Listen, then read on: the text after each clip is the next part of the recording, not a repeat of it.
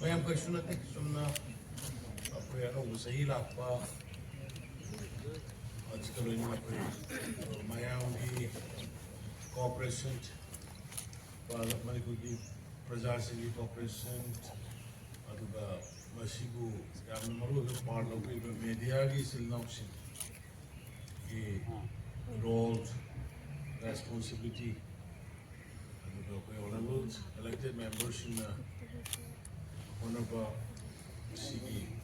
jointly civil society organizations, student bodies, all given valley. Somehow we was kara Indra Bagi Mamima Tare, which they Maro University, Pomi still knows in the Hanagumna. Responsibility of the Kana Manipur is Corona Bigi. We might understanding Corona Bigi. Long they had a focus to be with Swina. Oka Tarakudasu, what do we cooperation, support, Tobinaba, and my community. I'm like a Chiba was a Kara and the social media. Tampata Lego community. Karagi Marakta Yamna Taban Waitaba, Wahiwata, Sinaba, Adigi Babadan Waitaba, Wahiwata Idaga, social media, Tagalapa, Bumba, social media, see communalization, Tomono Bitulamoina, Season of Kudanova, Adigi Imun Manungi Yamna. Immoral oiba mama masa machinuna khamakanda tawa yadaba authority dawna nupi angang kainoma khanaba isu social media da wa hangaganda nam nupa du kayara oiba chali ga haibu yamna awkward oiba yamna uncivilized oiba ekoi chili no phamina ba even maru pang ba du phamina nungai taba adugumagi mayam se social media da yamna flot or ma themai masi quite again like I police da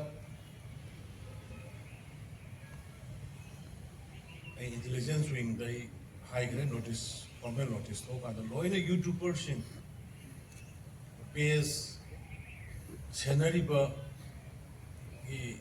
holders in social media ki Instagram ki wero Facebook ki wero X ki wero mayam punamak Manipura operate tawribu singdu loina I kaukhala ka na moi the awareness with warning view I citing instruction to okay mayam the suma siya ay appeal tawsari mayam ki kuthangda adugumba migi imung amagi nupi amagi nupa amagi ijat loibe aba pot sinjina panbada hangoi ba pot adago pot mayam dugo media da thadoga look kayam yamna chawruba kayam yamna lingneba look no khulai bai ba kangbu no mokhoi da kana authorized to yadugumba migi private life ki hak mat da kana moina mayam no khongoi nariba maduna aphabaronda la adi phaba fattabaronda la akanda aure ibe tuli mirol sai su sinde hena maduna colored tohunbagi pot leiba aduna madu yang maite aduna right from today onward I YouTuber sing aduga iramdam gi pau kangla pau ha lung adu mesla hangiba maya page hangiba Facebook ta karida hangiba maya be careful me amagi life mang bi aba suicide to guduni moina madugi to biri ba insult bibiri ba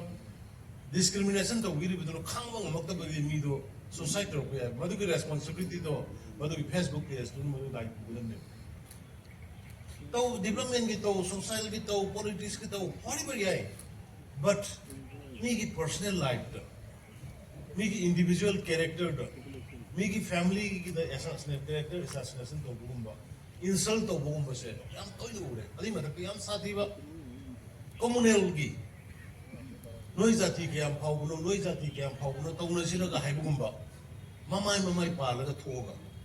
uji khara ma delhi da pham ga tor ko ya wi phau tha ka hekta khana da bogi loy da bogi type to no de swai da pham ga tor ga ka manu da pham ga tor ma yam su yaw man yam su phar bani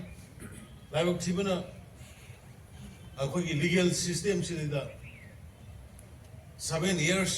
ki kaino lai traga di madu hai ko kumba restriction masam le ramai no advantage he lo ge to madu na kaya na society da damage to ge du di wahai ama dagi kaung pirang thok toi ne hongdok ama dagi mi imung gi mi si doi ne aduna sigi pon mayam se asam gatang ai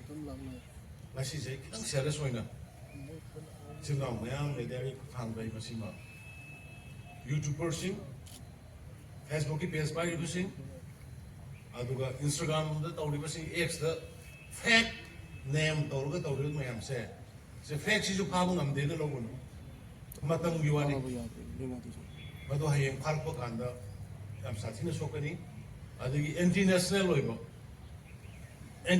loiba Manipur se bharat ki tokhai ne leira country mi monga post over Manipur se tokhai ne ningkha tamma bogi monga ngangba sakba iba inciting to incite over sokani wagani koi mayam ki career mangani de andak ki ihoda MLA sing mai tharamba pot lut tawkiba sana mungiba phane pugiba mayam do loi phare kan do police kainoda kharam ne NSA ta do re kharam na ko jail de le hai bisung ki mugi life to mang do re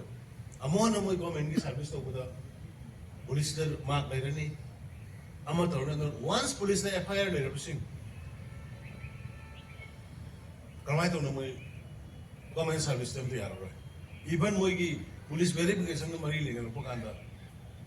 police na to moi da green piro aduna yaringai civil society organization ki maruk da su thogai ba look yang re look se kai de democracy ni togodabu kanana noida authorized to ge ba mi phabugi kanada noida authorized to ge ba mi phubugi kanana noida authorized to ge ba kulai pairaga mi kapugi sigi haidi ba pon mayam se masi akhoi Manipur gi lei diba samam na ba sarang na ba government ga government kai guma thabak khara phanana ba na tawru badagi thoi ba irang siga mari le na gi lang ba sai khoi kitang madam khrai khoi amasu sok na ba amasu yara ga de khanga ga lapani adu it is too much. I will say again, it is too much heman khare khuding mak authority do na khuding mak mana tawgu do na group masa bayar ne hekta mi phar ga tv da thagal ga ne nang kari tawruba kana ga saruba kana ga koiruba kana ga charuba tv da thar ka kaino da social media da adu guma yamna immoral doiba society se da yam sakchine impact bi ga guma yam se budak ta gile pio one by one legal gi matu ina koi thira ma dai da adu gi dam special team mai koi police ke hamani adu madu bi hai ba kangbu sing do nara na so amani phai haro ga hai ro kana ai di khangja da dan tawru ni sumni ni wa hai ro bani adu khong bai ra khoram de hai khong bai ra khoram du de dimage de already done na adu gum do ai ga si gi si de da mayam go kurmin da no misi dai mayam na appeal to bani stop it immediately. Government, law of the land. Hajana koi isai na ngakani having in haksum yem bani. Matam khasum isai na ngakani misi mina wa na mayam tar bani yem bani do. Taurai baji hanjan malak rai. Kaura ga office ki meeting kaura ga sen khaiba sen loba. Kana na authorized away. Thabak ekoi da pi da thabak suba ya anything ba kana na moi da authorized away. Rajagi thakong ne khoina tawriba development se e puthoro scandal masama thabak su ne ra sudan paisa lu thome asigi mantri sina asigi CM sina asigi department sina puthoro ꯃꯗꯨꯒꯨꯝꯕꯗꯨꯗ ꯆꯞ ꯆꯥꯅ ꯑꯩꯈꯣꯏ action ꯂꯧꯁꯤ ꯅꯠꯇꯕꯗ ꯗꯤꯕ꯭ꯂꯞꯃꯦꯟꯒꯤ project ꯊꯕꯛ ꯏꯪꯈꯥꯡ ꯄꯥꯏꯈꯠꯂꯛꯄꯗ ꯊꯤꯀꯥ ꯃꯨꯟꯅꯕꯒꯤ ꯊꯤꯀꯥ ꯑꯩꯈꯣꯏ ꯄꯤꯗ꯭ꯔꯗꯤ ꯊꯕꯛ ꯂꯦꯞꯀꯗꯕꯅꯤ ꯍꯥꯏꯕꯒꯨꯝꯕ इंजीनियर फारग पुनी हाइबगुम्बा अदगी कनोगी ऑफिशियल फारग पुनी हाइबगुम्बा स्टॉप इट आई लेरिबा आई हक तो दगी कोई हेंदोलगुमसे अखोई जो अखोई की लेरिबा अखोई गवर्नेंस प्रजासिंग नांगनबगी प्रजासिंग कन्ननबगी मणिपुर की अपुन बसतम कन्ननबगी होनरिबु सिलगे अखोई सु हेना तौरोय चप चाना मदुगी दमदा कोई लेपखिनी अदुना मणिपुर की मियाम सपोर्ट होबियो सुगुम्बा आइन मकुन पायरगा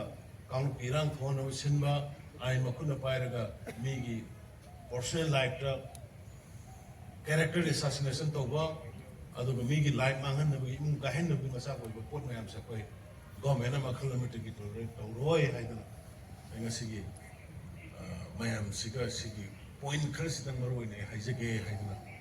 ai kaujabani mayam na muka support tobiyo koi just situation je kitang normal si lakne roi na koi government have started go to hills go to village jaga jaga da sala kana war pa mayam yenga development ki project sanga ba launch to ba mayam ki numit dc sing ki kuthanga sp sing kuthanga koi hore ado media ki sing na mayam pura mona please anadagi local role maina constructive koi role bi laga this program ba government si halakba duga afaba state ma hanagi manipur hanagi miss femina ga to gi manipur G20 ga to gi manipur tri-nation football tournament of gi manipur adugumba yamna visitor mayam foreigner kano mayam tourist mayam na overflow were manipur mona wena I seek your cooperation particularly from the media friends. Thank you.